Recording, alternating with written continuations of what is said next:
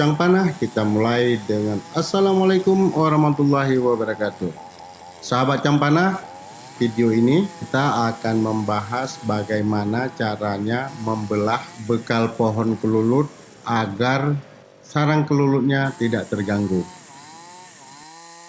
Yang pertama, pemotongannya harus sangat hati-hati. Seperti yang terlihat bahwa kita itu memotongnya secara tipis-tipis. Jadi sudah beberapa kali pemotongan. Nah, di dalam yang nampak di dalam gambar ini adalah sesuatu insiden. Katakanlah perkiraan saat pemotongan itu terlalu ke dalam sehingga merusak atau melukai sarang dari kelulut. Ini sesuatu yang tidak boleh terjadi sebenarnya.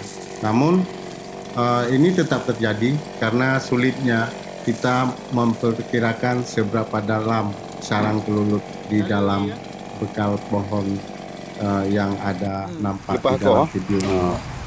Bagi anaknya ibu gaji. Ai dah baca dah nyo. Walaupun lepas go je. Dia pakai lu. Karena menyo awak publik biasa geleng juga. Kau juga dengar. Pegar buah bambu. Oh, balik-balik. Ini adalah cara menyiapkan kelulut untuk peternakan. Jadi dari alam dipindah ke sarang yang dibuat oleh peternak kelulut.